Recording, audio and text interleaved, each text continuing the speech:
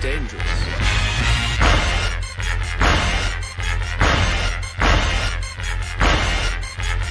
Bad feeling about this. You don't seem to understand something.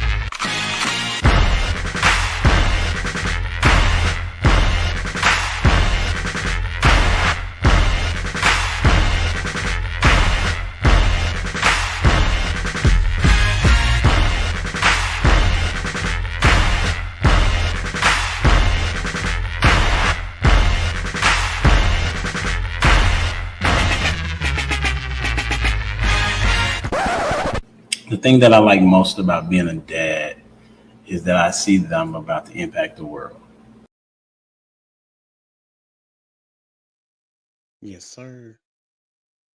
What's up? It's your boy Humble Dad back with another edition of Humble Dad Podcast, episode 201. Last week we had a really dope show, and it led us to talk about today's topic, which is why they stay or leave, depending on if it's the man or the woman. Why would they stay? Why would they leave? And we're going to get into that. Shout out to tonight's conversation. I was able to go to the show yesterday. Today, Monday, yesterday in Dallas, the 3:00 show.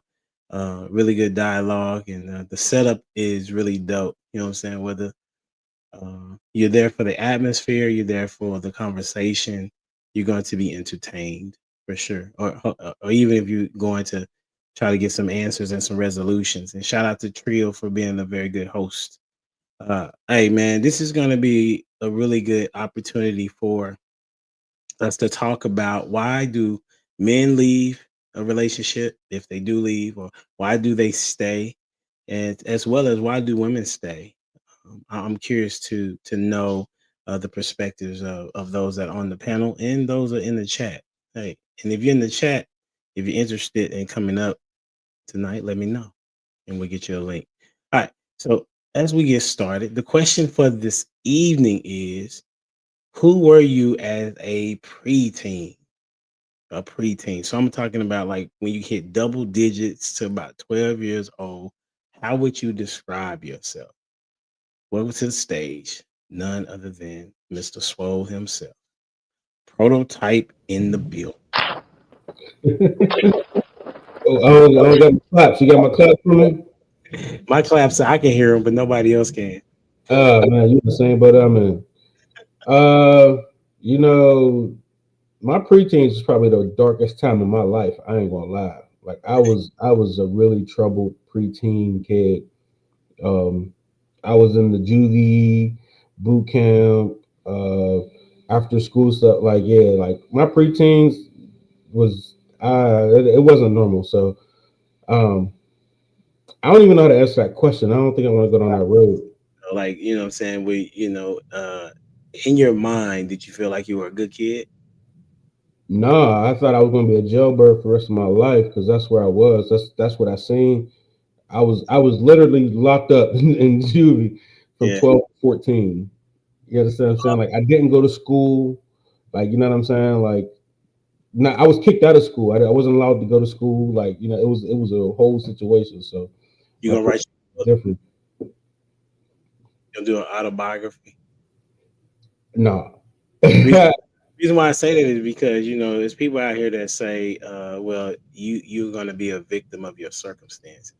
Oh Like, yeah.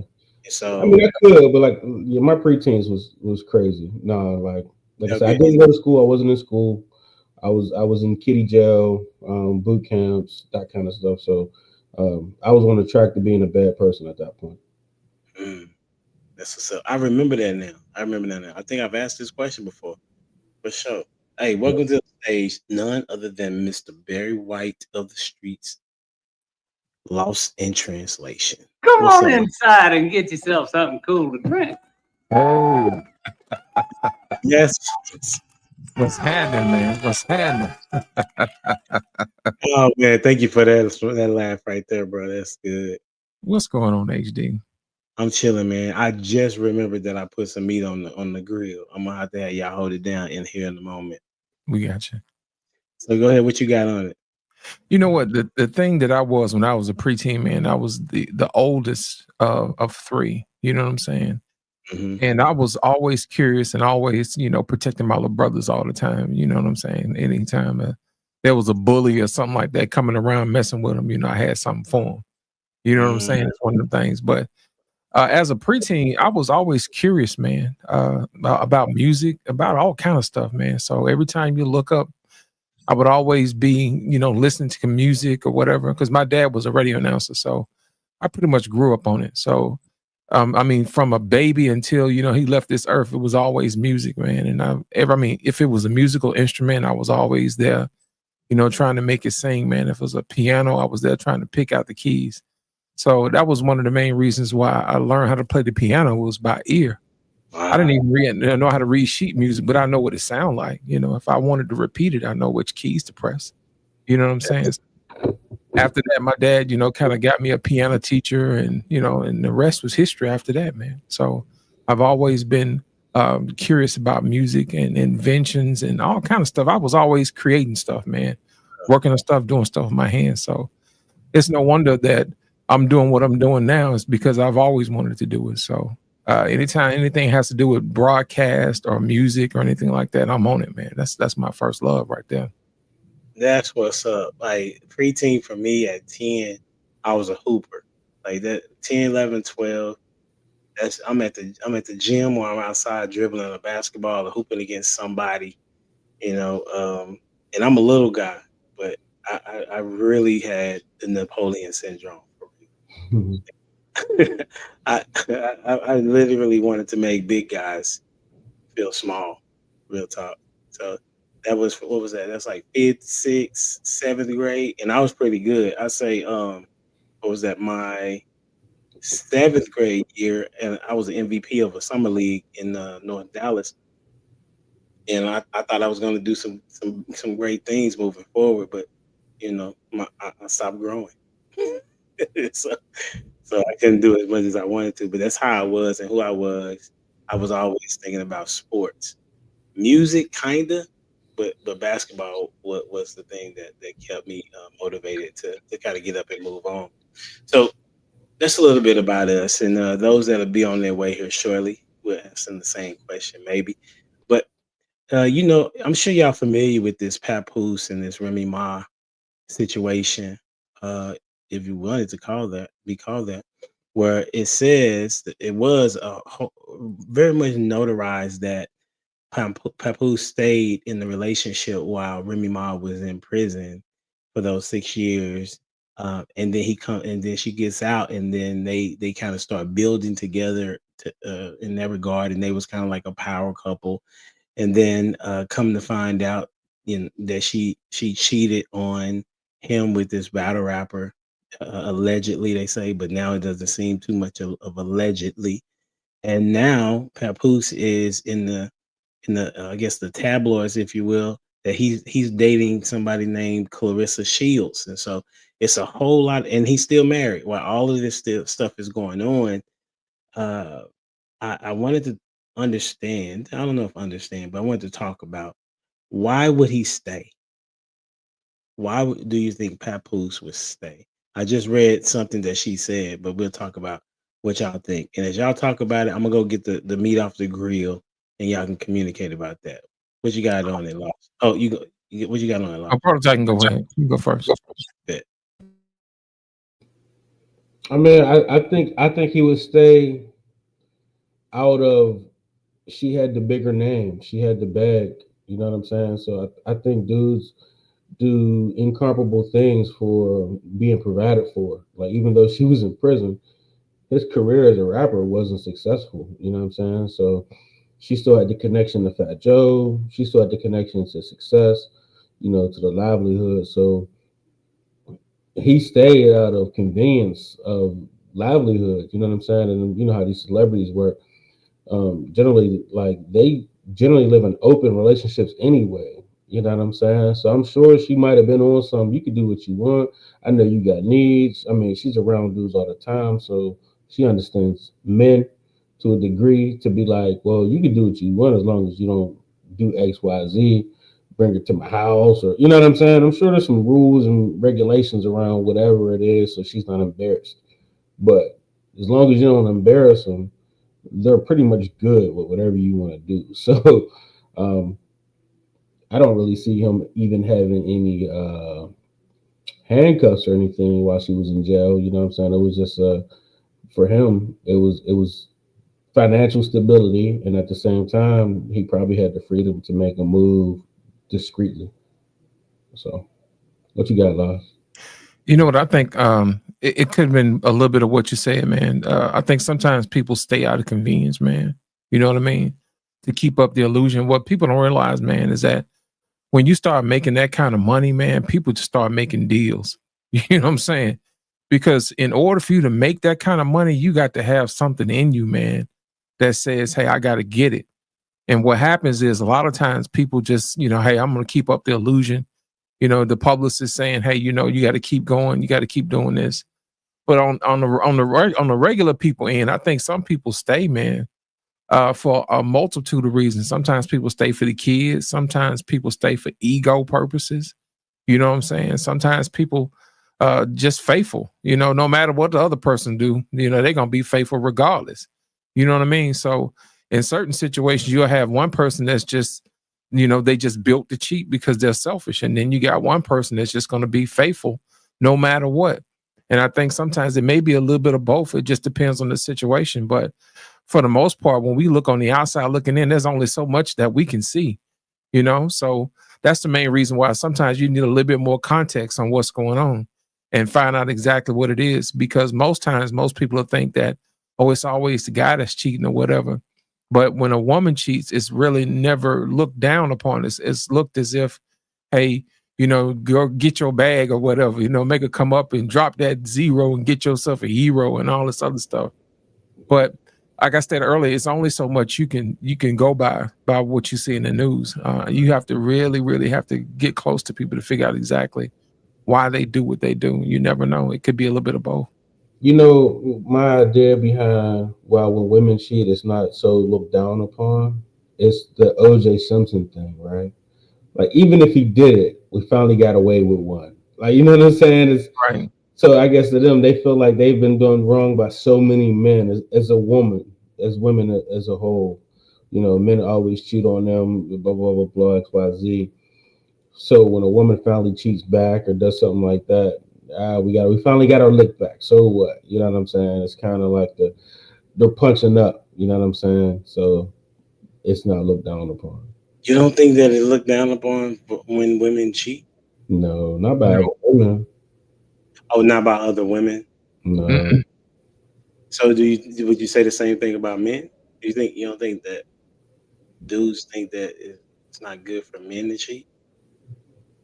No, I mean some dudes might. It depends. Like if you go to church with some guys, and then some guys will talk to you about it.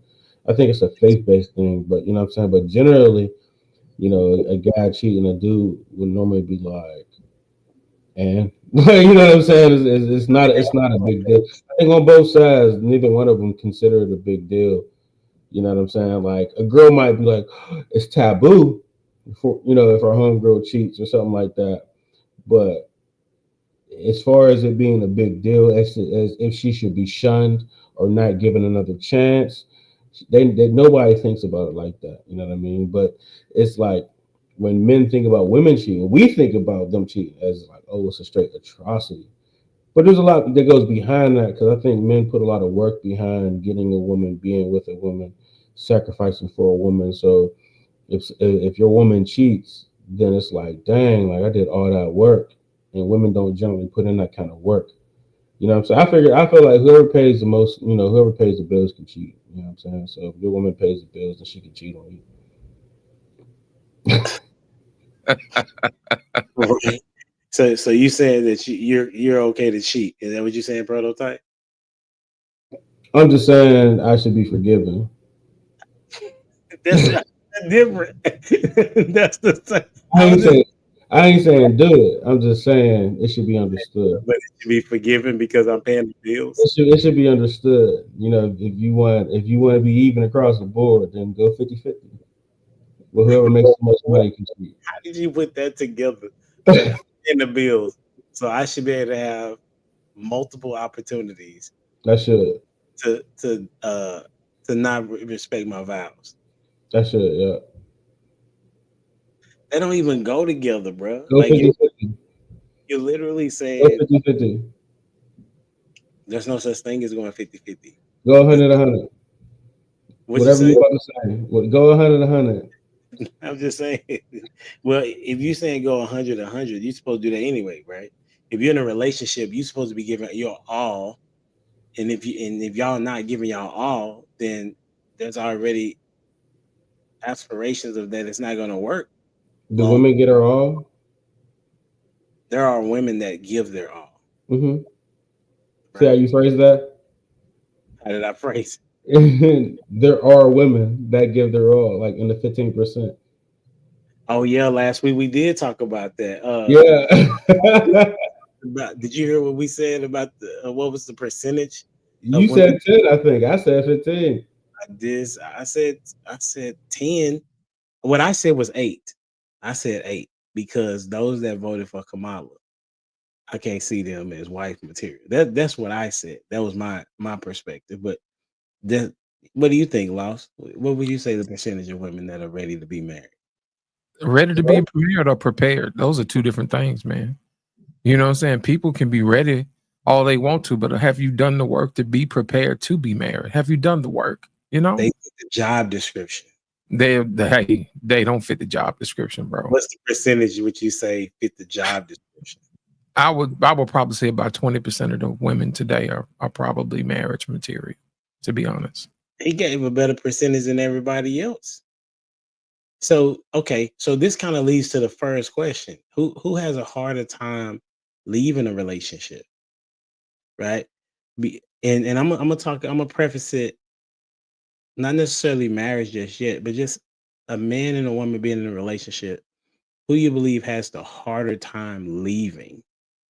The reason why I'm thinking I have an idea of what I think it is, but it could be something different than what you all are thinking. What about what you got on the Lost? Who usually has the harder time leaving a relationship? It really depends on the situation. Traditionally, it's mostly women who have a hard time leaving because there may be some type of financial restraint holding them back. You know what I mean? But like mentally, it's hard for men to tear back because this is the woman that they chose. This is the woman that they banked everything on. So mentally, it's harder for a man to break away. But financially, it's a woman. Man, that's a good thought process on that. What you think, Prado? I think it's harder for men to leave because men generally are okay with being the bad guy. You know what I'm saying? So we never get labeled the bad guy. We just don't leave. It kind of seems weak for a man to leave because he's unhappy. You know what I'm saying? Like, so what most men do is they try to become a lesser version of themselves. I think I said this before. Men will try to become a lesser version of themselves, a disgusting version of themselves, an out of shape version, a cheating version, you know what I'm saying? Like a bad version of a man. So the woman would then be frustrated enough to leave him. You know what I'm saying? And that narrative always goes good with society. The man is a bad guy. You know what I'm saying? Like if a man leaves you, you are a terrible woman. Like if a man leaves a woman, you are terrible. You know what I'm saying? But women generally don't act that bad. You know what I'm saying? Because men will suffer. Like, you know what I'm saying? Like she would really have to make him suffer for him to leave. And generally women don't act in a way where they make you suffer to where you like, all right, I'm finally out of here. Because you understand the responsibility of being a man and having a family or whatever. So men generally don't leave, you know what I'm saying? And they kind of just become bad men to force you to leave. I understand what you're saying. That they will do the most negative thing that they could think about because they're so wanting to not be the one to say that I made the mistake. So it seems like it's a play on the ego, right? I'm gonna stay and I'm gonna figure this out, even to the detriment of my stress level. That's what it sounds like. But then I think that the harder of the two, I would say I'm with you, Lost. I understand that premise of that it depends on the leverage that the other person has. Who has the leverage? I would say is the easier to leave, right? So if the woman is dependent upon the man from a financial standpoint, then it's going to be hard for her to leave, even though he may be, and what we look at is an abusive person, right? And so they stay because they don't know how to get out of that scenario because of fear that fear of the unknown, right? And then for the guy that seems to feel like he cannot find somebody else other than this person, he feels a need to make sure that he stays, or he doesn't want to look bad in the public eye to whoever that person or those people are, so he stays. With that being said, I'm interested. This just came to my thought pattern. Why do you think that there are celebrities that do stay? Like, for example, there's Will Smith who stays.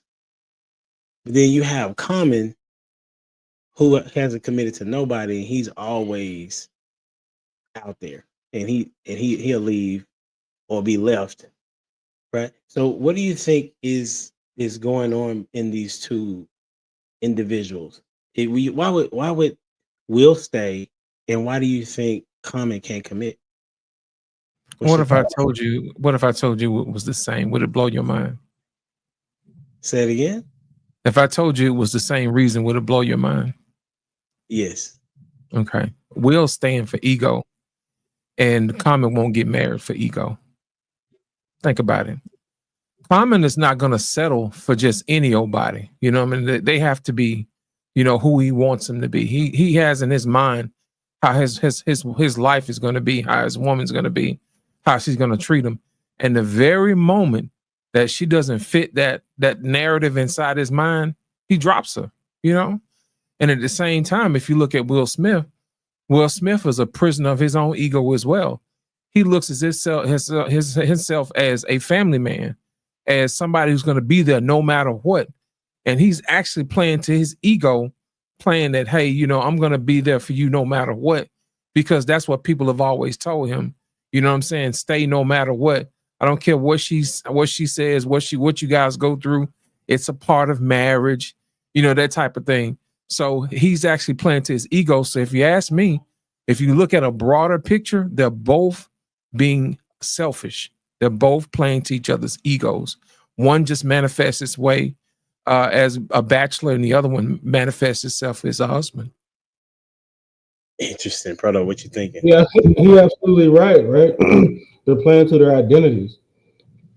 You know what I'm saying? So Will Smith comes off as a forgiving family guy or whatever, and he's trying to keep that identity. You know what I'm saying? Somebody who would endure a tough situation because he's built. Like, look at every speech he gives. It's all about endurance and how much harder he works. You know what I'm saying? So now his I work hard at my marriage to endure the pain, the struggle of being disrespected or being embarrassed. You know what I'm saying? I work through those challenges. You know what I'm saying? And that just plays on his identity of who he is. Common, I don't know his problem. Like I think he just likes to rotate him out. I don't know. I don't like. I mean, he has his fair share of like every flavor of the rainbow. Like, you know what I'm saying? He's had them all from Erica to Serena to shoe models. You know what I'm saying? He had his fair share of shoe models. He had his fair share of like everything, up and down, comedic, funny people. Like, you know what I'm saying? Like, I just think he just tries to. Did he have that was funny? What is it? Tiffany Haddish?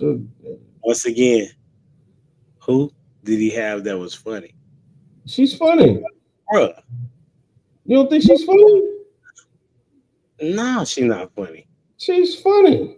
Like, imagine on a one-on-one, she might not be funny to the masses, but like to know her as a personal friend, she's probably hilarious. You know what I'm saying? Like, she gets paid to make people laugh. So you're not good unless you get paid to do it. Remember, we went over that. You know what I'm saying? She's gotten a check. She got a check. Side note, she did get a check, but just side note. She got plenty of checks. She got plenty of checks. Just side note, okay? She has known a lot of individuals for her to be in that particular position. I'm not saying she did anything, but she's not funny as it relates to Simone. Is it Simone Moore? Lisa, More. Wright? What is it? Some more. Some More. more. Monique is funny.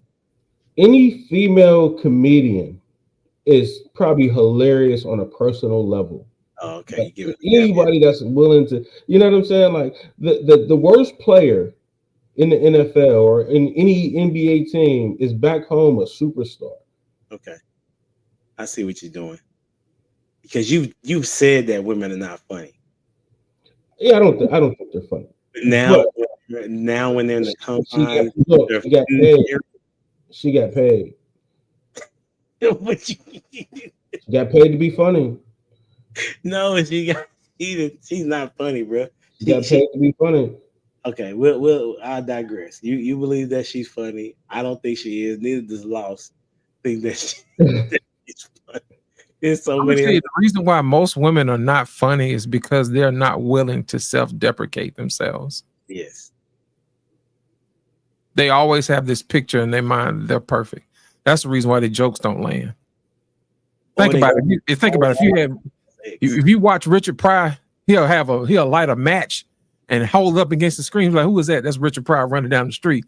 He was taking shots at himself for the sake of comedy, for the art of comedy. Most women are not going to self-deprecate themselves. That's an interesting point. I'm just saying, but listen, I watched her and I was like, man, I don't see how she made it, bruh. I don't see how she made it, but I think it was because of that one movie that she had with the with Jada Pinkett and the Girls Trip movie. Yeah, Girls Trip. And then everybody was like, she's funny. No, she was very sexually explicit, and people got excited about that. But nevertheless, Prototype doesn't know comedy. That's what we're saying. Got it. Wow. Okay. Hey, she got a check. She did get a check. So you said ego. You said that both guys are, one is not committing because of ego, and one is staying because of ego. So it led me to the word, what me and Trill was talking about the other day, is fear. It sounds like there's a fear that is there for both of them, because if we're saying that if I commit, then my ego is going to be hit, or if I leave, then the picture of family man is going to not be the same, which is interesting. That means that you're placating to somebody else's standard, not even your own, right? Because as a man, you should have your own standard.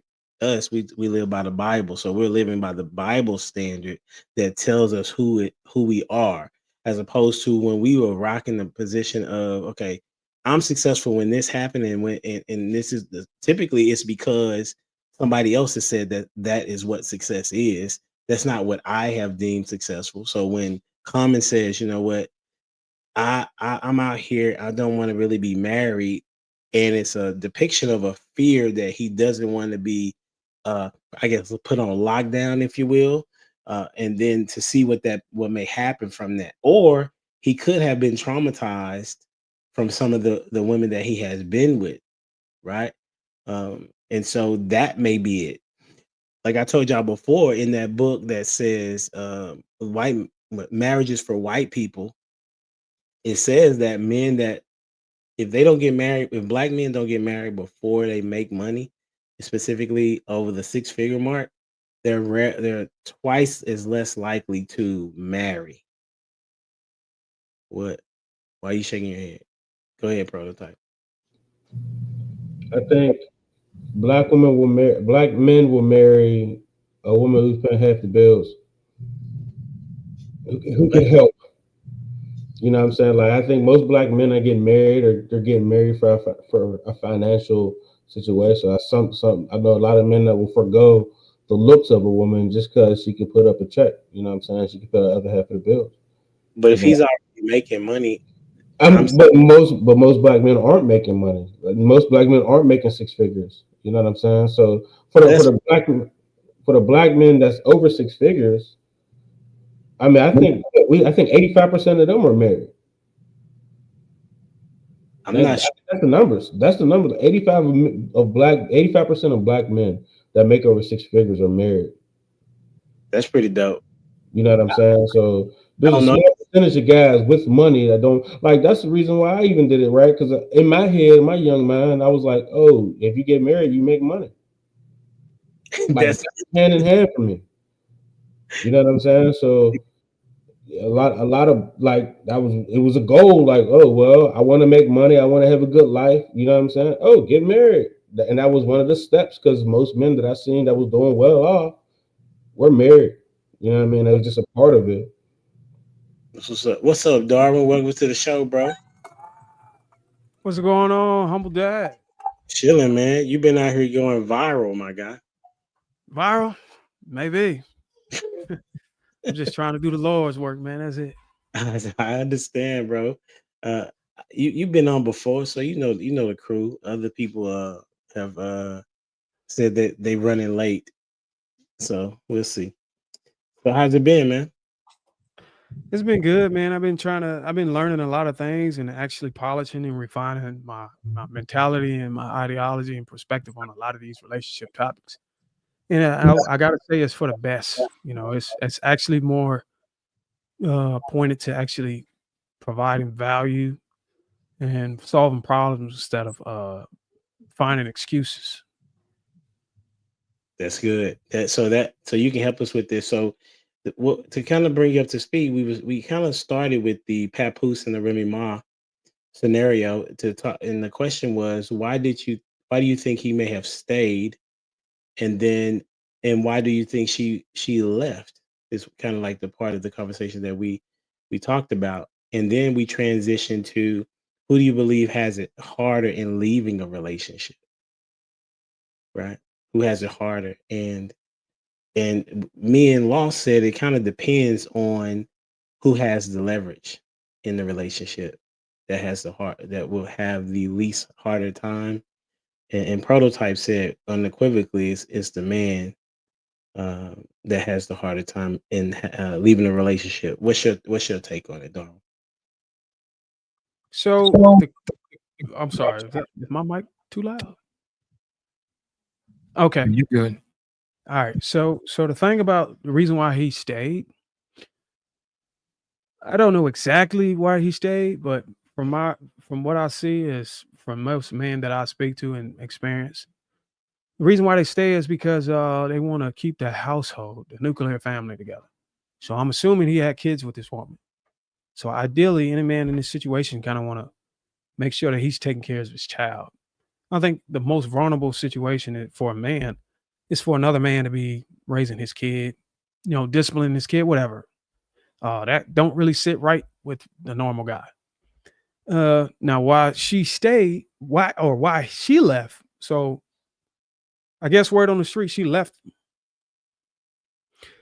Well, typically in these situations, again, from what I've been learning is once a man allows a woman to cross the line, his boundaries, with disrespect, and she started to lose respect for him.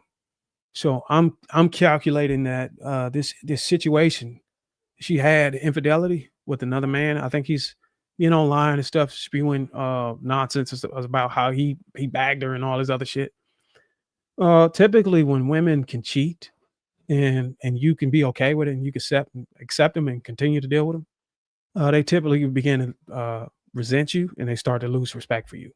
So that could be one of the catalysts for why she left. Over time, she just felt like that she could respect him, and that actually grows. So this is one of the number one reasons why a woman would leave or even cheat on. So I most definitely think this is I think the last question you said, was it harder for him to move on? Just in general, the next question was like, who do you think has a harder time in leaving a relationship? I'm always gonna say a man has a harder time leaving a relationship. So I think I agree with y'all mostly on that. Most women has a energy that kind of allows them relax the difficulty in taking this decision, and that energy tends to be hypergamy.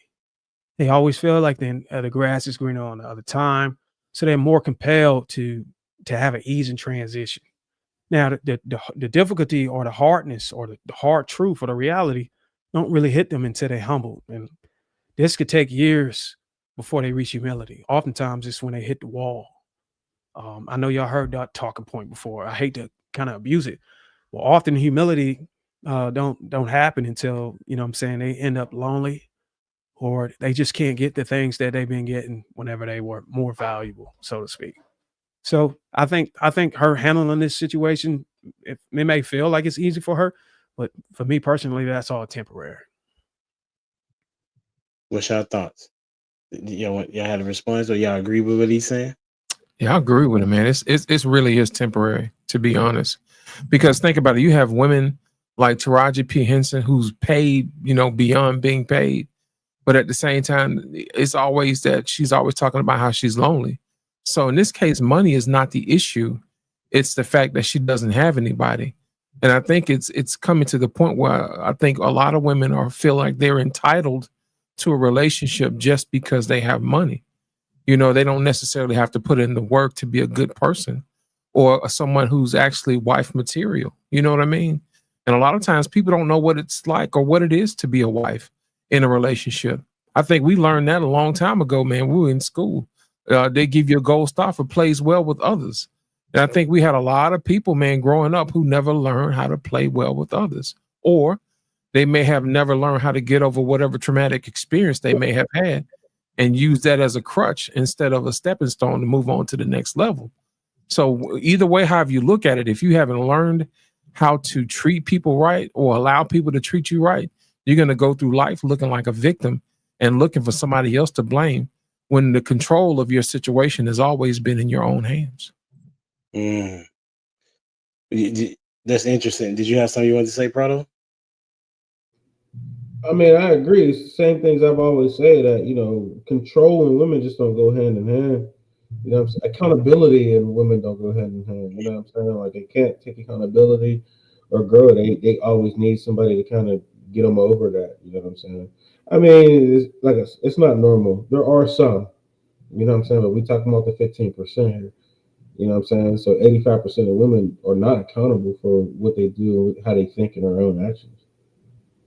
So how would y'all counsel someone who says, or you provide advice to someone that says, well, I want to leave the relationship because we just don't see eye to eye no more?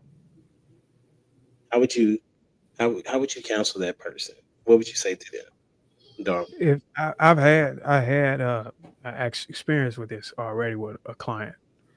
The first thing I'm going to do is ask what they believe in, because first of all, I'm not in the business of telling people to walk away from their relationships. I advocate for families to stay together. That's first. Second thing, I have my own biblical principles and standards that I kind of walk by, but I know that not everybody's, believing that. So I don't want to push my perspectives on anybody. So the first thing I want to do is ask, what do you believe in? And oftentimes, most of the people that I get in the meetings with, they believe in what I believe in. So then I go down to the next thing, are you married? If you're married, most definitely there's things that you don't want to break up the relationship for or divorce for. And we read that in the word, and then, unless it's sexual immorality, abandonment, or maybe even physical abuse, you typically don't want to divorce because of that, because then there's penalty for that. So if it's on the line on any of those things, then what I'm saying, I kind of ask for a little bit more details and try to empathize with them and just figure out the best option for moving forward. But if it's not none of that, and I'll try to get them to kind of revisit some of the issues that they had with their partner and try to reconcile and try to figure out another a way to resolve the issues than just breaking up the damn family. What you got on it, Loss? I always tell people, man, to know your why. You know what I mean? Know why you in the relationship. And also, what's important is you have to make sure the other person's why matches your why. You can have people in a relationship and their why doesn't match your why. And then after that, you're trying to figure out exactly why the relationship doesn't work. If your why is to have a family, to have a legacy, that type of thing, then that's your why. But if their why is to get a family, but to make sure that they get things like clothing or a house to make themselves feel better about their inferiority, then guess what? Anybody can replace that. It could be, that's when hypergamy slips in. You know what I mean? Big bank take little bank, as they say at the gambling house. You know what I'm saying? So it's one of those things where you have to make sure your why matches your why. Do you want to take care of this person until you die? Does that person want to take care of you until you die? You know what I mean? That type of thing. If those whys don't match up, then you need to have a conversation on why that doesn't work. And most times people don't have that conversation until after the fact, instead of having it in the beginning. And the reason why they don't have that conversation in the beginning is because they're actually experiencing the dopamine effect. You know what I'm saying? And they can't see any wrong, because they're feeling good about being in a relationship. Everybody loves the beginning part of a relationship because it's sort of a high. You know what I mean? I finally found my person and I'm going to let them slide. I'm going to give them grace and all this other stuff. But over time, as you have a history of that person disrespecting you, whether it be male or female, then it kind of degrades that high. And then they are left with the distilled version of who this person really is. You know what I mean? No chaser, no nothing. Here it is. This is the real person that you're dealing with. And once you get down to the distilled person, who that is, if that's not who matches who you want to be with, then that's going to be an issue. But I always tell people, man, make sure you know your why, because your why will carry you when you don't know what to do next. That's what's up. So know your why, and then does your why match their why? What you That's got? right. I told him to break up.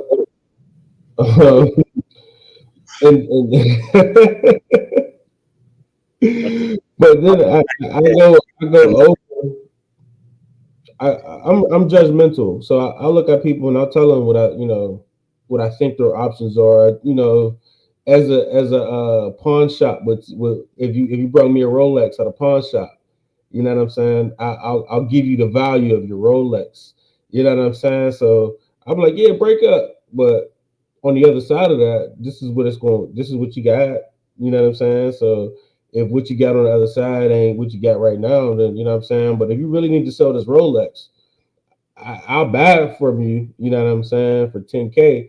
You know what I'm saying? Like I'll take that Rollie from you, but you know what I'm saying? But I have to make sure you really don't want this Rolex, or you really in need of this Rolex, and this 10K not going to hurt you because you really paid 150 for it. Like, you know what I'm saying? So I do it like that, like, because I want the 10K. I want the Rolex for 10K so I can resell it. So I'm gonna tell you to break up.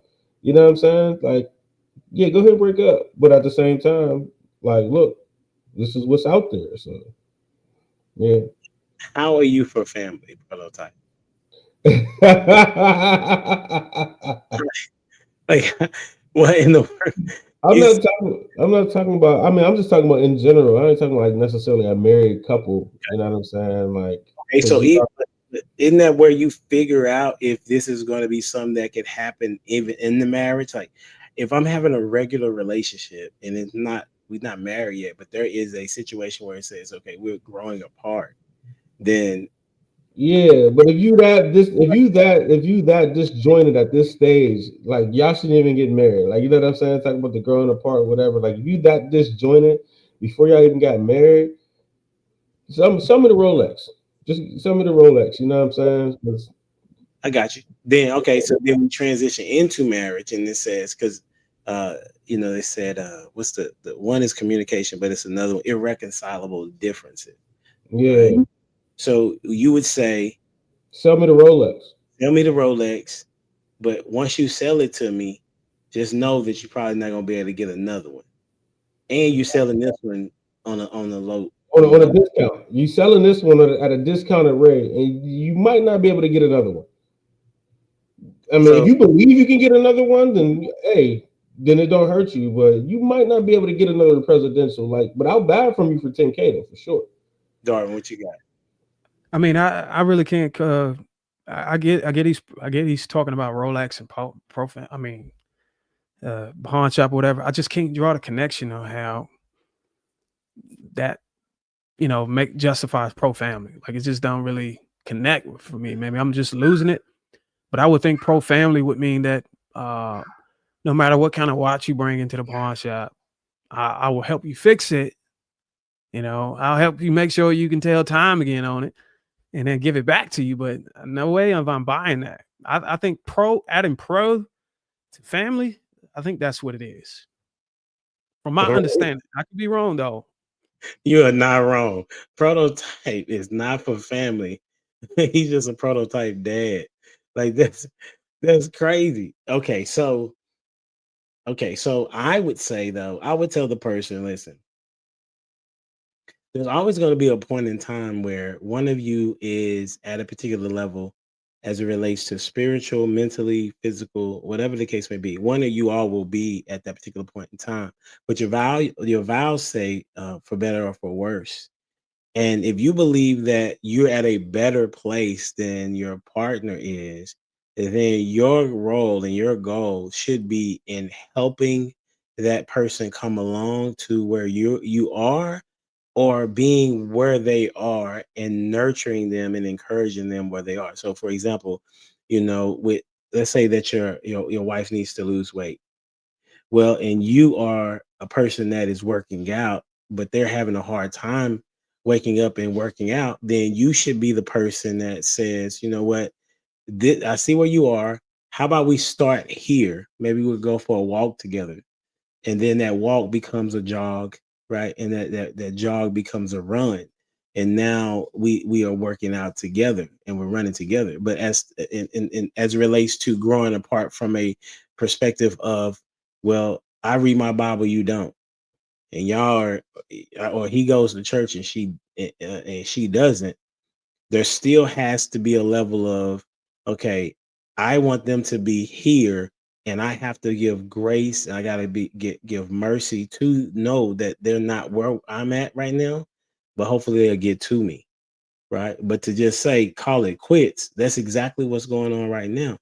Is that people are calling it quits for the smallest of things, outside of infidelity and outside of being abusive, right?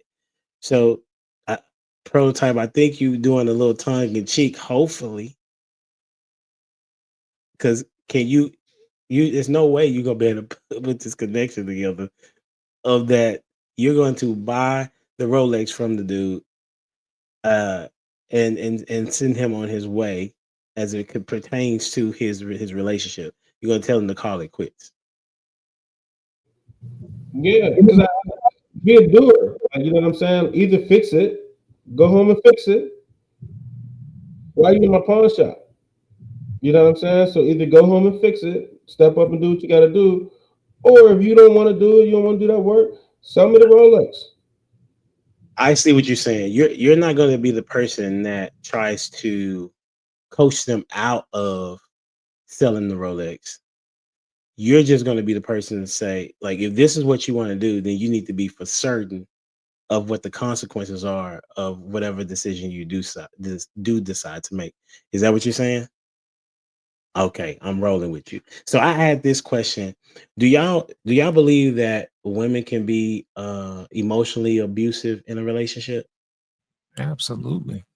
Do you believe that men can be physically abusive? Absolutely. Okay, and vice versa.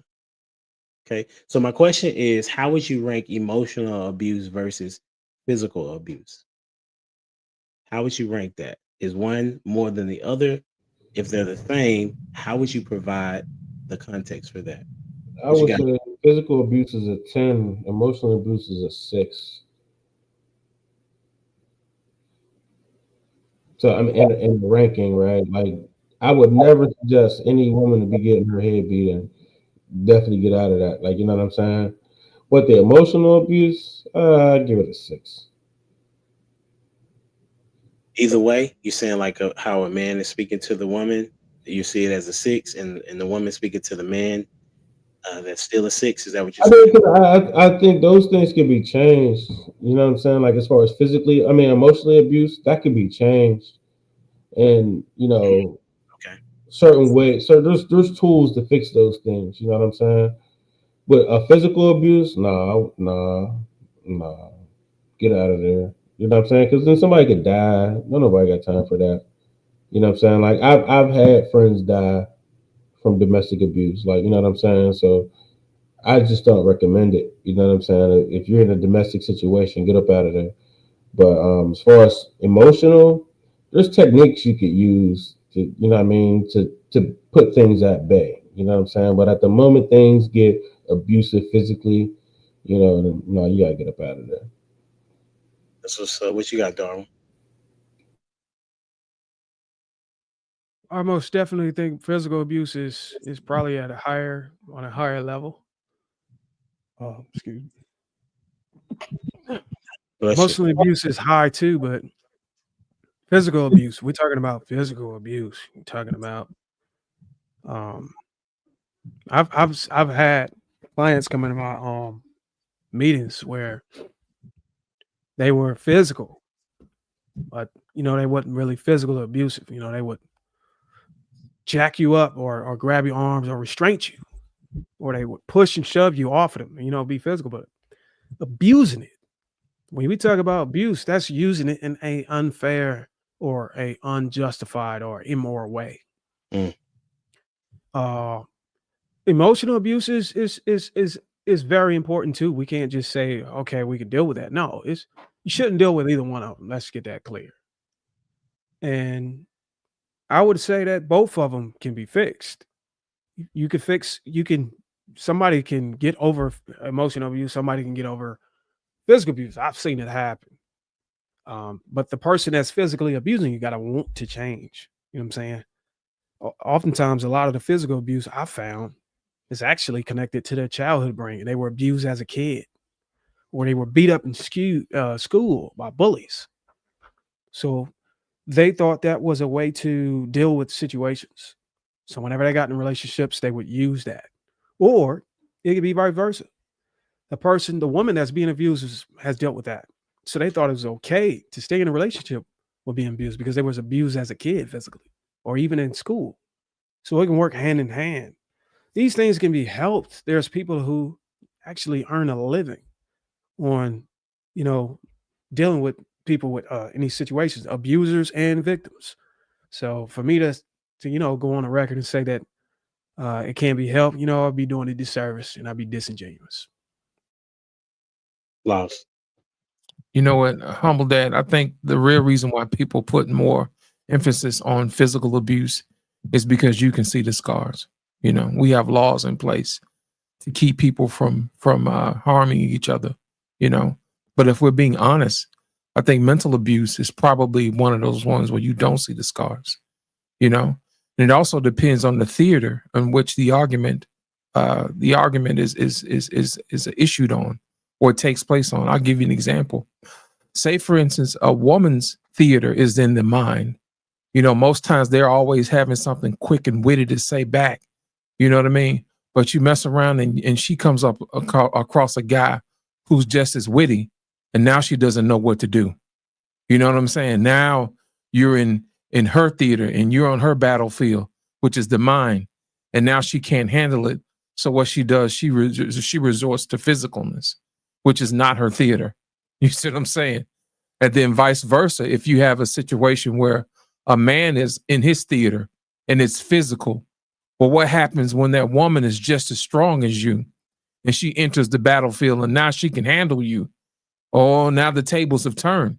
You see what I'm saying? It really depends on what battlefield that you enter onto. But I think most of the time, most people don't think that, they think that the other person can handle them on their own battlefield. You can see it in social media where these guys actually handle these women when they're always saying something bad to the men. And the first thing to do, the guy hits them with something that makes sense. And the first thing they say is, oh, you're sassy. You see what I'm saying? They go directly to, verbal assault. And then they wind up finding out that doesn't work with that individual. So they go to the next step, which is insults and guilt and shame and the need to be right. They start wheeling all kind of stuff, and that stuff doesn't work. So what do you do with situations like that? You result to violence. Well, I'm going to call my cousin and they're going to handle you. Or I'm going to call my brother and my father, and he's going to handle you. Even though physical wasn't even involved in this particular altercation. You know, you need to be put in your place. So what she'll do, she'll leverage the physicality of someone else when she can't physically handle that particular situation. Well, guess what? If the roles were flipped and you had a guy who thought he was going to put his hands on a woman, and she turns around and she grabs, you know, some other guys, or she's able to handle him, then the tables have turned. You see what I'm saying? So it really depends on the theater of which that person feels like they have the advantage on. But at the end of the day, what you should do is you should have a healthy respect of each other, and you shouldn't have to enter into the theater of warfare, of physical or mental abuse. I think the only reason why we put more cachet on physical is because once you're gone, you're gone. But think about it. There are a lot of people who walk around with mental scars who carry those all the way to the days of the end of their life. And sometimes it may not always manifest in a way of them attacking the person who actually started. Sometimes it may manifest itself in the form of some type of school shooter. You know what I'm saying? Or it manifests itself in some type of way of some guy who winds up getting blasted in the face, or a CEO somewhere in the middle of the street. You never know, man. It's always a situation and scars that you never see. But you know what? We don't put a premium on mental abuse. We always put the premium on physical abuse. And I think that is something we probably need to learn how to address in society if we're really going to make sure that we put this thing back together the way it should be. That's good. The reason why I asked it, because that's exactly what I think, is that we put definitely a high grade, I would say, on physical abuse versus mental abuse, right? And both genders could do either one, but we know that they do both, right? It's just that there's no way that I or any man is going to call the police because the woman is being emotionally abusive, right? And some of them may not even call it she being physically abusive. But as it relates to, say, you know, just think about calling 911. Hey, my wife is over here telling me that I'm not much of a man, that I am no good. There's no reason why I should have even been born. Like, that's not a call that they're going to come running to. However, it is a damaging force that happens to individuals if you are talking down to them on a continuous basis. And this is an individual that has said that they love you, but they're talking to you in a negative way. Then how do I suppose to receive that? And like Darwin said, if I go back to what it was like when I was a kid, it's very possible and plausible that that's how I was talked to, and that's how I was made to feel loved. That's what it seemed like, right? This mental abuse that I'm getting from this person. This is how they say they love me, so this must be a form of love to me, even though it doesn't even feel good, right? And it is very detrimental. The physical is not good, right? There are scars that are lasting, right? And even there are scars that can be healed as well, right? But a mental abuse is a situation I think that needs to be looked at a little bit more, because I'm a school teacher, right? When I'm in class, there are several times where girls will talk crazy to the boys. Boy says something back. She says something such as what you said, Lost. Why you being sassy? No, like, I'm saying something back to you, and you're looking at me in a negative way as if I said something wrong when you're the one that has initiated. Secondly, just last week, there was a girl that hit this boy. They playing, right? But that's how things start. She hits him. He don't even think to hit her back. I said, listen, if he hits you back, I am not reporting it. Okay? Because you have assaulted him. She said, we playing. I said, well, would you be okay if he hit you and y'all was playing? No. So then it doesn't make any sense. And he said, well, it would be hard for me to hit her because she's a girl. Right? So even the the idea of that it's okay for a woman to hit a man and have physical abuse, and she also gets the caveat to talk bad to the man, is also another negative that we need to kind of to look at and say that neither one of them is good. Both of them need to be, I would say both of them need to probably go to counseling, one, and get that rectified of why do you feel the need to lash out with your words or with your hands, because that's not what grown people do, right? So that's just my thought, and that's something I've been thinking about. Go ahead, Proto. But women are adults. Women are adults, bro. No, they're not adults. Women, you know the children. You know the children. They act like you say they act like children, but they stop maturing about 17. Like women stay 17. They're stuck at 17 until they find a man that's going to help them transition to the next level. But they're teenagers all their lives, unless they get a man to help them mature past that. But that's it. They stuck at teenage mind state thinking. But in the marriage, then that means that based on what you said, now the man is in her life. Mm-hmm. There should be a change of behavior. So there should be, but I mean that would be up to the man if he wants to put that in. I think the difference between a man who wants to keep a woman and is letting a woman go is what he feeds her. You know what I'm saying? So if a man doesn't plan to stay, he's not going to give her no game.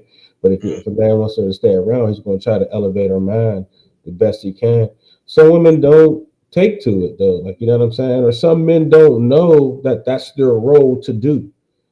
You know what I mean? Like I've wasted a lot of years not understanding my complete role. Like, you know what I'm saying? So until I understood it, I was like, oh, okay, well, I got to do X, Y, Z. You know what I'm saying? But it wasn't going to happen until I came to that realization. Did that just happen out? How did your realization come to? Like, I need to change. This is not working. I need to change it. Like, it just. How did that happen? Was it a Bible? Was it a movie? Was it music? Like, what was it? No, it was just a matter of trial and error. You know, it was a matter of me thinking that somebody's going to automatically do something because they're an adult or because they're married, and that's just not how it works. If you don't groom and say something and mold, then that's the only way it works. But without that, it's not going to change. That's what's up, Darwin. I was thinking about what you said. You said now you're in a place where you're trying to be more of a person of resolution and answers, right? How did you come to that particular point? Because we've done definitely different shows together. I couldn't say that I wouldn't say that you wasn't thinking that way before. So what is going on now that actually you would be correct if you would say that I wasn't thinking that before. That's very accurate. What happened with me is I had to take a deep dive and try to understand, okay, how can I separate myself from other creators? Or how can I really gauge pushing out content to actually give value to listeners? Like, what am I doing for anybody that's listening to me? Like, what have I done in my own life that maybe the next man would want to look at and be like, okay, how do I do that? So I said, if I start focusing on that, then maybe I can get somewhere with this, because I like speaking and I like, talking about relationships. It's became a passion for me. But then I had to try to connect. What did I believe in? Like, am I able to speak from integrity? And then I figured out, damn, I can. I went to the military. I got married. I had all my kids within wedlock. You know what I'm saying? I'm still married. I'm highly successful. We're both retired. You know what I'm saying? And I'm working on my entrepreneurship. There's so many men. I think it's a very, very huge percentage of men that probably haven't got there. So if I could show guys how to get there, maybe I can add some value to my audience. And maybe my channel and the things I'm trying to do and achieve can actually grow or be worthwhile. So I started figuring out, how can I do that? Then I jumped into this program over the summertime where I jumped into this mastermind with other YouTubers that are educators, not entertainers, educators. And then I was able to copy some of the things, systems that they use, but it cost me about $7,500 of investment, and it was all worth, what I was doing. I think in July I was at 65,000. Now I'm closing in on 100,000. So I took my time and I learned the systems, and the systems taught me that I need to be able to bring value to my listeners. And I also can turn that into like a business, because at the end of the day, like, what are you trying to achieve? And I had to figure out what I wanted to achieve. And what I want to achieve is bringing people together and getting over the obstacles that they face in relationships. But first I need to know what are the outcomes. So I know it's subjective, but so as long as I focus on people's outcomes, I can actually get somewhere. And that's the reason why I changed what I did. And it actually helped me separate myself from a lot of creators that are just throwing together panels or making content and just exposing women. You know what I'm saying? Like, okay, I want to be the what's next guy. Like, say, what's next? Okay, she's exposed. Yeah, she's wrong. Yeah, he's wrong. But what's next? So I think if we focus on that side, then we can maybe be able to gain some type of authority in this space. And we can actually, us gaining the authority and adding value will actually expose the people we left behind. Because then they'll be like, yeah, I remember you was running with those guys in it, but those guys still doing the same shit. That must be something wrong with those guys, because you ain't with them no more. You know what I mean? So Yeah, that's good. I still remember. I mean, congratulations to you, almost at the 100K mark. That's dope, because I've been following you for real. I remember what you were doing in the beginning, and then when you switched over and said, okay, this is where my bread and butter is. And it's been really dope to see you do your thing, homie. What you got on it also, like what makes you even in space and communicate in the way that you do? Why do you care if somebody stays or leaves? You know what? The whole purpose of my podcast was to bring clarity to one another. You know what I mean? And to leverage my life's experiences to help people to see exactly what's really going, what's lost in the message. One of the things that my grandmother told me a long time ago, it still sticks with me to this day. She said, "What's in the well will come up in the bucket." You know what I mean? And to me, that stuck with me. And I had another analogy, is that you don't really know who you got until you squeeze them. You know what I mean? And see what comes out. I'll give you an example. Say, for instance, somebody is experiencing some type of pressure. When you squeeze and that pressure comes out, does the God come out in them, or does evil come out? Who's poured what into that particular person? A lot of times you'll have people look at people like sponges. You really don't know exactly what you got until you actually squeeze that person. When people squeeze me, that's when love comes out. That's when determination comes out. That's when grace comes out, because that's what other people have poured into me. So I'm always able to listen to somebody else. And then when you get around some other people who really hadn't been around pressure, who avoid pressure, they avoid it because the negativity that's been poured into them comes out and it leaks out. And what happens is, when you're around enough people that are actually negative, sometimes you'll absorb some of that stuff.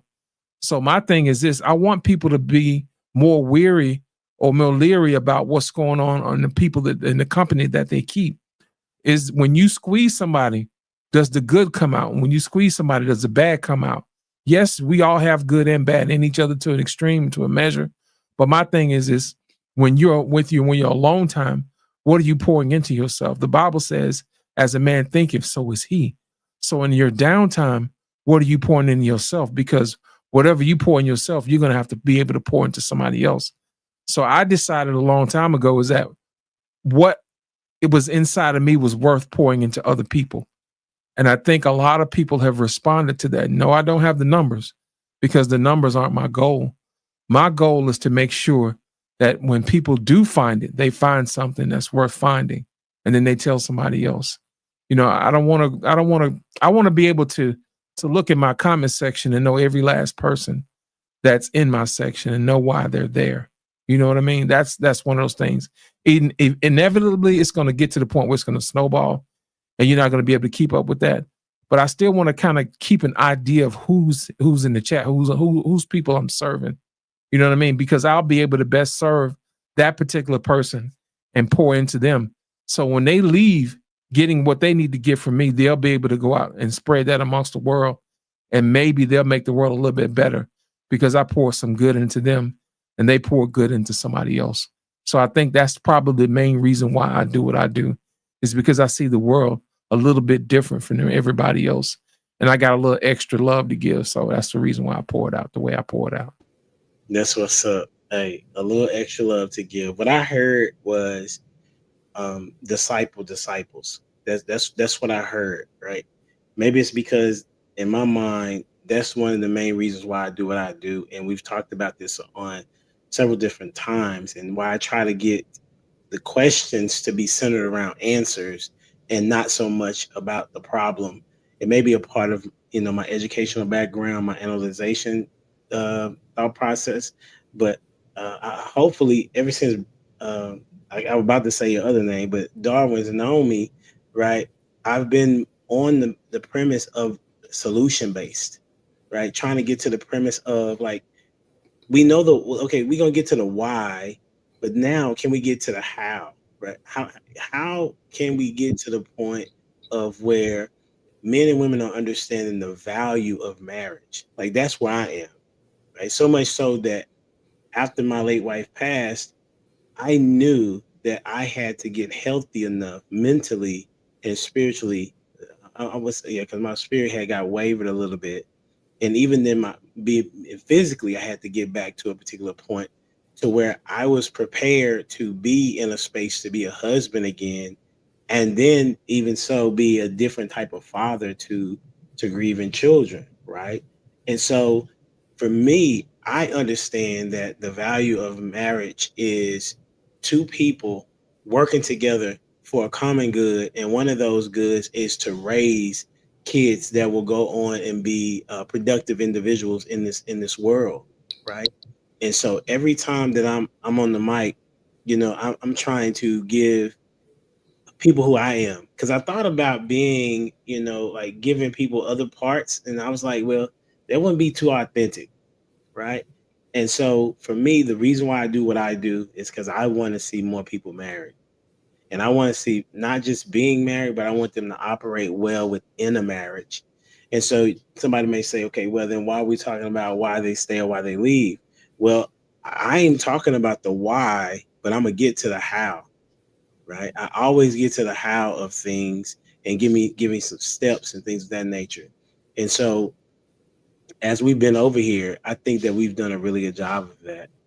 Because even my peers of old come and sit down with me, like Darwin, like Trill, like JR, different people, and then y'all still rocking with me, which is crazy, right? And I'm very appreciative of that. And then even even new people come and they be like, I really like it over here because it's not like how I used to be other places, Darwin, right? Where it's a lot of arguing going on and trying to see who can get the last word or the better word. I want people to be able to have a dialogue that results in answers that can be taken away and applied as soon as possible.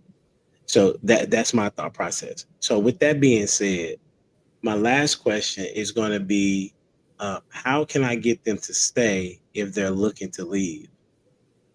How can I get them to stay if they're looking to leave? Got you. What's up? What you got, Prototype? I know you're gonna tell him to leave anyway, but you said that if he wanted to stay, so I want you to give me something. What you got? If you want, I gave it in the answer, right? Like, I'm gonna tell you to leave, but you're gonna take a loss. You know what I'm saying? Like, if you can't go fix that, like I said, I'm gonna say sell the Rolex, but you're not gonna get the same value. Now, unless you can get the same value or another Rolex out in the world, then hey, if you can go get a better one, go get it. But if you can't replace this one, you're really going to sell it to a pawn shop? If that's what you're going to do? You know what I'm saying? So that's the how and the why. You know what I'm saying? But if somebody can get better, hey, I encourage them to go get better for sure. So you would encourage somebody to leave their marriage because they feel like they can get better? Yeah. Bro, what Bible you be reading, prototype? But there's grace for that. You know what I'm Right. saying? What Paul be talking about? There's grace for that. You know, so it's just like I don't know, because you know it's a matter of you know, you see pastors leaving wives, like, you know what I'm saying? Like, I'm not a pastor, and I'm not saying it right. I'm not saying it right or wrong, but I'm just I'm so confused on sometimes the blurred line of what people are doing and what God is actually going to accept. I mean, there's some things that he clear cut says don't do, like don't eat pork, but people eat pork all the time. You know what I'm saying? So That's in the old. Listen, you need. it's never changed though. It's never changed. There's no place in the word that reconciles, or you know, that says go ahead and eat that pig. You know what I'm saying? But I know Christians that eat chitlins all the time. You know what I'm saying? If you want to eat chitlins, you might as well leave your marriage. You know what I'm saying? So it just is what it is. Like, so no, I don't encourage anybody to stay unhappy. You know what I mean? If you're unhappy where you're at, go off and, you know what I mean, try to make better. You know, there's no point of being miserable. But if you can't, you need to really understand if you can or if you can't. Because I look in the Bible, it says you're allowed to get divorced, but even if you get divorced, you only can remarry the person you divorced in the first place. Okay. What do you mean? So this is the thing, that it's important to do your best to follow the scripture, right? But the Bible is very clear also when Paul talks about because God has grace. It says, although he may have grace, shall I continue to sin that grace may abound? He says, certainly not. Of course not. Right? Just because you know that somebody is going to forgive you doesn't mean that you should do them dirty. Right? And so this is the part that I have when people be talking about the Bible as if just because God is a forgiving God, it doesn't resolve you of the consequences that are going to be faced, that you're going to have to face as a result of whatever it is that you have done. Right? So look, God only told one man to suffer because his woman was a harlot. You know what I'm saying? That's not the norm, and I don't think he wants that. You know what I'm saying? yes, but that was infidelity, though. She was literally a harlot, right? But as it relates to anywhere else, though, like you couldn't get remarried to you couldn't do that. That's how it was. This just became a thing in the modern world, bro. Like literally, not that. I would say maybe 50 to 100. Let's see, about maybe since what, the feminist movement, really, since the 60s, that has become a thing to just leave anytime you want to.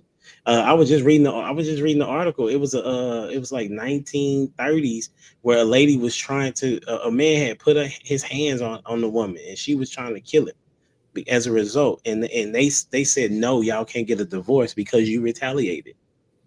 I read that, my guy. That's hot. That was like 1930s. But I digress. Lost, what you got? Here's my thing. The question is, how can I get them to stay if they're looking to leave? I have this thing in my head that says a man convinced against his will is of the same opinion still.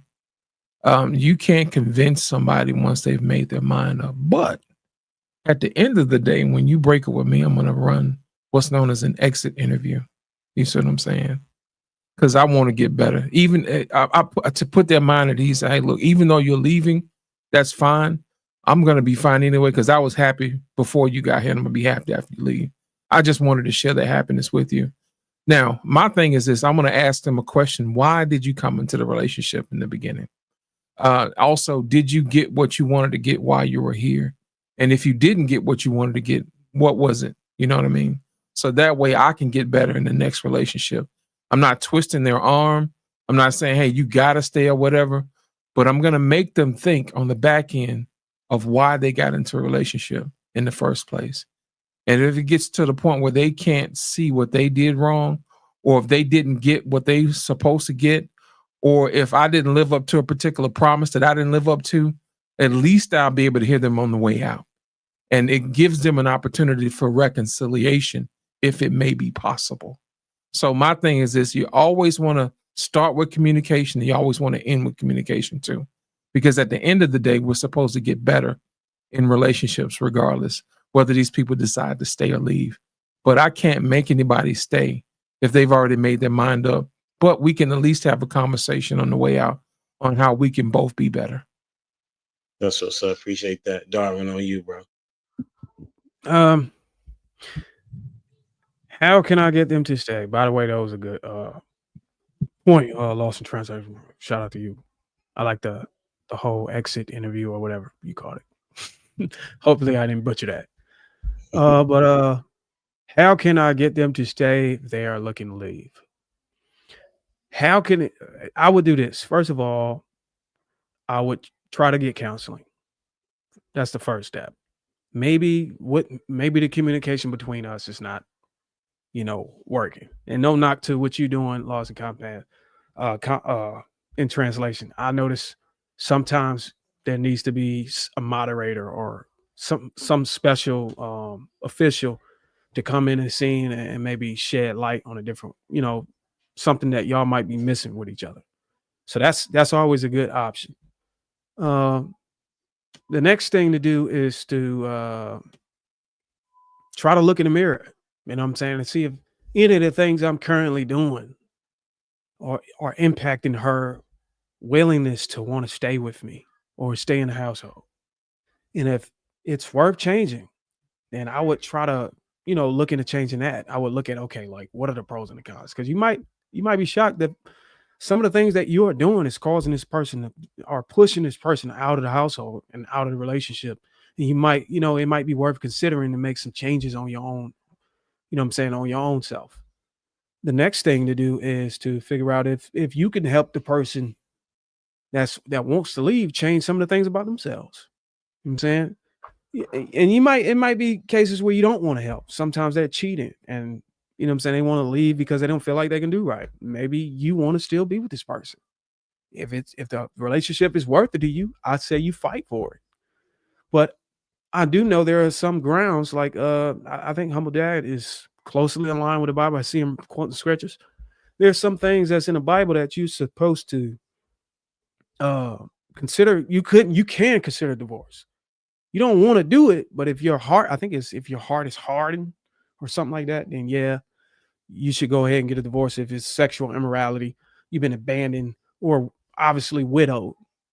But just leaving off of unhappiness, I think there's a more liberating, more secular way of moving. They got no fault divorce. So now it's just easy to just break up the household. And now you got people really exploiting what I call the covenant between you, your wife, and God. It's a complete exploit. Marriage wasn't intended to be compromised like it is. There's no integrity in the meaning of marriage anymore. That's why I think a lot of men are completely walking away from the whole idea of marriage.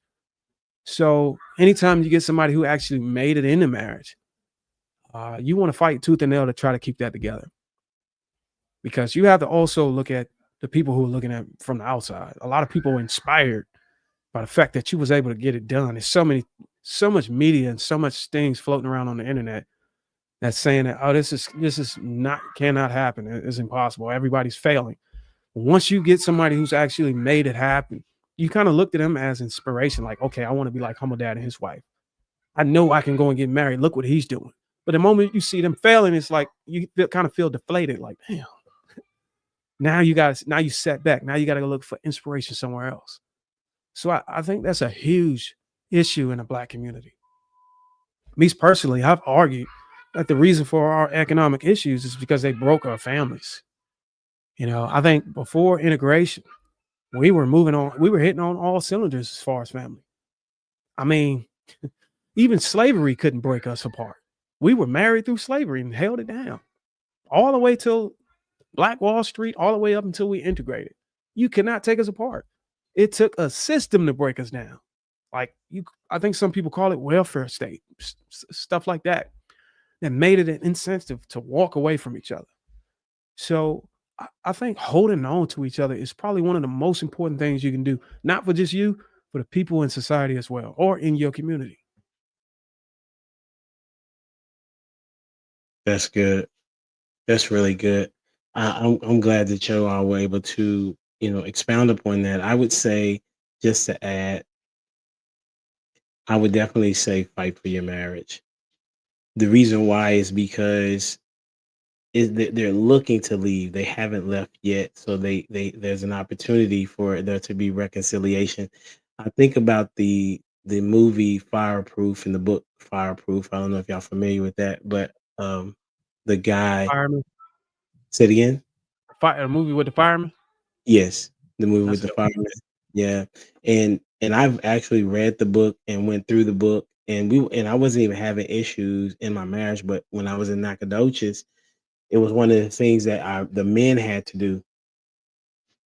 That's one of the things that the men had to go through in our Bible study was the Fireproof book, and that we would win over, so to speak, or do the things that the challenges that were in the book to help build our marriage, even if our marriage wasn't on the rocks or anything of that nature.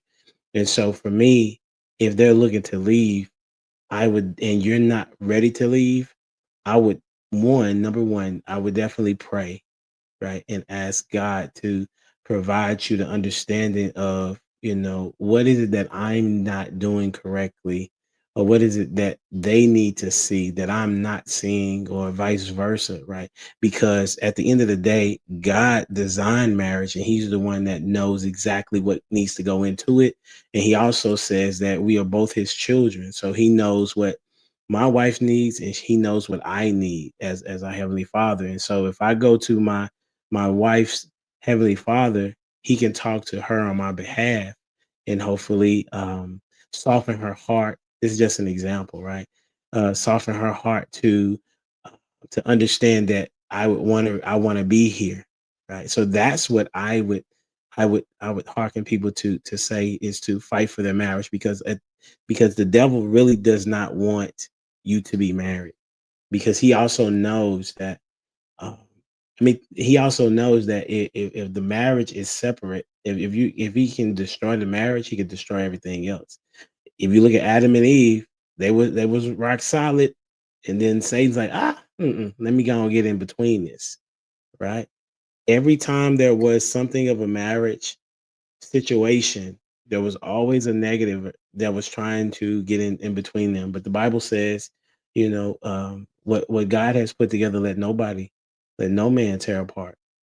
And so that's why I say that you should fight for it until they walk away.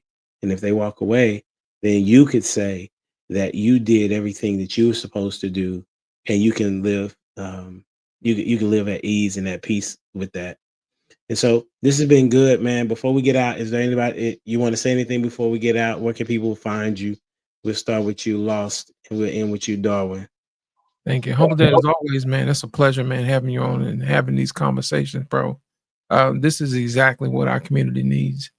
My last thing is this, man.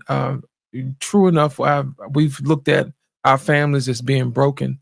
But my thing is this: as long as your spirit is not broken, then you at least can have somewhere to start. So I tell people, no matter what your situation is, don't let your spirit be broken, because that's where you're going to draw your strength from. You guys can always find me here on Humble Dad Podcast, also on Lost in Translation Podcast here on YouTube.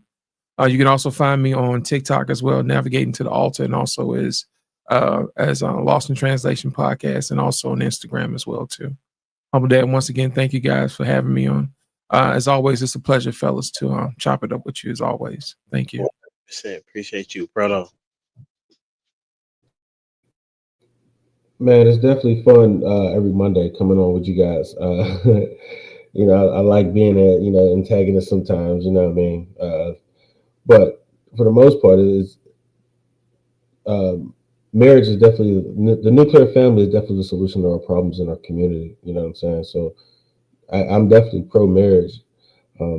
I just don't want nobody to live in misery if that's where they're at with it. You know what I'm saying? Like, life's too short to be miserable. But at the same time, the nuclear family is the solution. You know what I'm saying? Especially if you got kids. Like, if you got kids, I'm definitely telling you to stay in your situation. But that's just for the kids, right? So that's kind of where I leave it. But you can find me here, Monday nights with HD, or Tuesday nights with Prototype Dad, man. And we have a good time over there. We basically just talk about things men think about, because it's not always about relationships with us. You know what I'm saying? We think about politics, fishing, bourbon, how to dress. You know what I'm saying? There's a bunch of things that we think about. You know what I'm saying? This kind of makes my podcast a little bit different from what's out there because we really don't talk about relationship talk. It's really about fatherhood and everything dads think about. You know what I'm saying? So yeah. That's what's up. Appreciate you, Darwin. On you. Man, first of all, I appreciate you, humble dad, for always staying on me. Like, man, when you gonna come? When you gonna pull up? You know you're supposed to be with me, brother. Actually, I would say out of all the people I've met coming into the space, you are most definitely one that I need to stay connected with to hip. In fact, once I actually build my community, because I'm going to build a community off platform where we kind of teach men and becoming more divine with themselves. And I'm gonna need brothers that I can confide in. And so far, I think I got 2 or 3 of them. And I would most definitely invite you to become part of that team. Trust me, it's not gonna be you're not gonna be wasting your time. I'm gonna make sure everybody uh, gets compensated for their time. This is something that this is another side of my business that I'm gonna be creating in the future. And I'm most definitely gonna take advantage of the resources of I already have the people I already know. It's gonna get first dibs on that. So most definitely look forward to that. Um, this platform should be getting way more reach than it is. So maybe one day offline, man, we can chop it up and figure out how to buff up your channel in ways to where you could try to, get more exposure and engagement and actually grow this thing. Cause I support you in what you're doing, man. Another, I have one more question that I wanted to lay on you For sure. because I thought I was going about it the wrong way because I got a lot of pushback. There was a scenario, and I heard this was a script. There was a scenario on, I think, Love and Marriage Huntsville. And to keep it short, I think there was a couple on there that was married, but they were separated. And Yes. this other guy came in, and he started dealing with her, and they've been dealing with each other for maybe 4 or 5 years, but she's still legally married. And the guy on the outside he kind of abandoned the household, but he's come back to try to fight, but kind of too late. My thing is, I was pushing that men should have more courtesy for men who are already married, and it's hands off into this woman that's legally married, because there's I think it's a 50 to 60% chance that couples reconciled after separation. But once you come in between that, you literally just remove all the chances. So I think that the person that came in is actually culpable in her divorce, or the family breaking down. So I try to, but guys are like, man, but they're separated. And I'm like, maybe I should hit humble dad up and ask him what he think about this, because he's spiritually driven like myself. Yeah, for sure. I watched that, with my wife. We watch a lot of the ones that are married. And that one I remember very distinctly. And dude felt some type of way. The one that was still married to her, he felt like, even though he messed up, like he did some really bad stuff, right? However, there was a lag in them getting divorced, and the guy, for whatever reason, stayed with her like about 2 years, even though she was still not divorced. And so, yes, I agree that dude should have had hands off of her until she was to make it official and everything was done. It's unfortunate that he decided that he wanted to move in that direction, but I would say that lets you know again that there are people that don't look at marriage as a covenant. They just look at it as an opportunity to say that they're married in status. And I don't even know why any man that would be around him to say, you know what, I rock with you. You know what I'm saying? Like, why would you rock with a dude that is in a relationship with a married woman? Most guys don't. Most men don't. So yeah, I definitely, that's a no-go for me. But yeah, man, I appreciate you, Darwin. I still remember, Atlanta, what I'm saying? We sat at the table, me and my girl at the time that, I didn't even know she would be my wife, but I felt like she would be, now she's my wife, and then met you and your wife, and, you had your shirt out. I mean, skin, right? Yeah, man, I changed, man. I told you I had a total 360, and a lot of it was reading the word too. So Yeah. So that's what's up. Just to see you grow is pretty dope. But oh man, I'm here for whoever needs me, man, because this is a part of my calling. You know what it is. I appreciate y'all. Until next time, we out here. Deuces.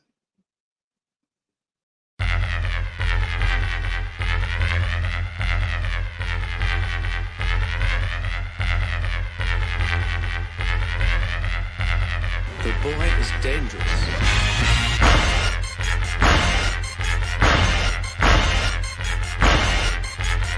Bad feeling about this. You don't seem to understand something.